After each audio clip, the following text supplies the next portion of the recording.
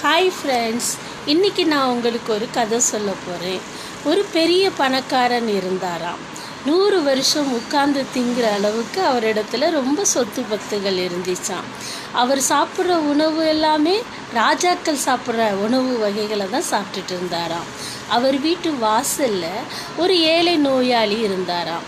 அவர் ஏன் அங்கே இருந்தார்னா, இந்த பணக்காரன் வீட்டில் சாப்பிட்டுட்டு போடுற எச்சை அவர் பிறக்கி சாப்பிட்டுட்டு இருப்பாராம். இதை பார்த்த பணக்காரனுக்கு அந்த நோயாளிக்கு கொஞ்சம் உதவி பண்ணணும் அப்படிங்கிற எண்ணம் கூட அவர்கிட்ட கிடையாதான். ஏன் தன்னுடைய எச்சி கையால் உதவி செய்கிறதுக்கு இந்த பணக்காரனுக்கு மனசு வராதான். இப்படி இருக்கும்போது இருவரும் ஒரு நாள் இறந்து போயிடுறாங்க.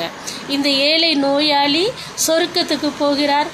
அங்கே கடவுளுடைய 2வது தூதனுடைய மடியில் உட்கார்ந்திருந்து இந்த பூமியில் அவர் அனுபவிக்காத செல்வங்கள் சுகங்கள் எல்லாவற்றையும் அங்கே அவருக்கு அந்த 2ஆம் தூதன் கொடுத்தாராம்.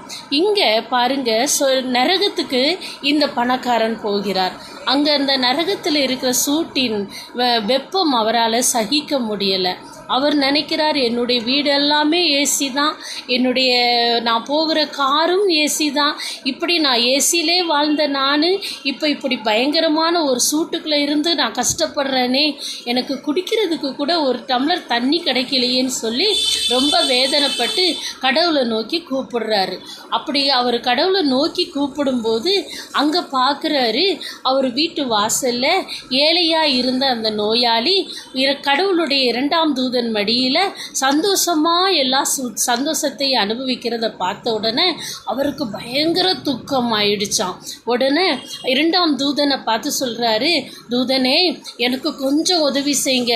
அங்கே பாருங்கள், அந்த ஏழை நோயாளி தண்ணி குடிச்சிட்டு இருக்கிறாருல, அதில் ஒரு சொட்டு தண்ணி என் நாக்கில் விடுறதுக்கு சொல்லுங்கள். அவன் டெய்லி என் வீட்டு வாசலில் தான் உட்காந்துட்டு இருப்பான். நான் போடுற எச்சியெல்லாம் அவன் தான் சாப்பிடுவான். அதனால் கொஞ்சம் அவனுடைய வாயிலிருந்து விழுற ஒரு சொட்டு தண்ணியை என் வாயில் விடுறதுக்கு சொல்லுங்க அப்படின்னு சொல்லி அந்த பெரிய பணக்காரன் கெஞ்சினாராம். அதுக்கு அந்த கடவுளுடைய 2ஆம் தூதனர் சொன்னாராம், மகனே, நீ பூமியில் இருக்கும்போது ஏதாவது உனக்கு கம்மியாக இருந்துச்சா? எல்லா செல்வத்தையும் நீ அனுபவிச்சல்ல, எல்லா சுகத்தையும் நீ அனுபவிச்சல்ல. ஆனால் இந்த ஏழை நோயாளி உன்னுடைய வாசலில் உட்கார்ந்துருந்து எந்த சுகத்தையும் அனுபவிக்கலை, நீ அவனுக்கு எந்த கருணையும் காட்டலை. அதனால தான் அவனுக்கு இங்கே கருணை காட்டப்பட்டது. அவனுக்கு இந்த எல்லா சுகங்களும் இங்கு வழங்கப்படுகிறது அப்படின்னு சொன்னாராம். உடனே இந்த பணக்காரன் சொன்னாராம், ஐயோ தூதனே, எனக்கு கொஞ்சம் கருணை காட்டுங்க. இந்த விஷயம் தெரியாமல் பூமியில் எத்தனையோ பேர் தங்களுடைய இருதயத்தை ரொம்ப கடினப்படுத்திட்டு இருக்கிறாங்க. ஏழைகளுக்கு உதவி செய்ய மாட்டேங்கிறாங்க.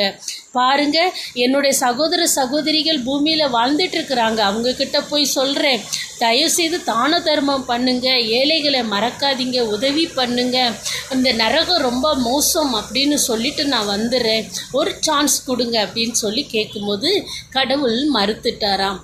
பாருங்க, பூமியில் நம்ம வாழ்கிறது தான் ஒரு வாழ்க்கை. நன்மை செய்யவும் தீமை செய்யவும் இந்த மனுஷனுக்கு எல்லா அறிவும் உண்டு.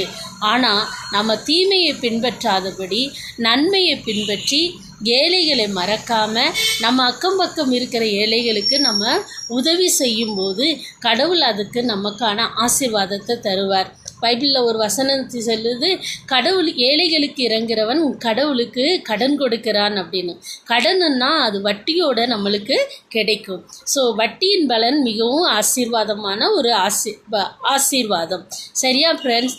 அதனால் நம்ம நாளைக்கு நம்மளுடைய எதிர்காலத்துக்கு அப்படின்னு நம்ம எதை சேர்த்து வைக்கிறோமோ அது எல்லாமே ஒரு ஆசீர்வாதமாக நமக்குள்ளே நிலை நிற்காது.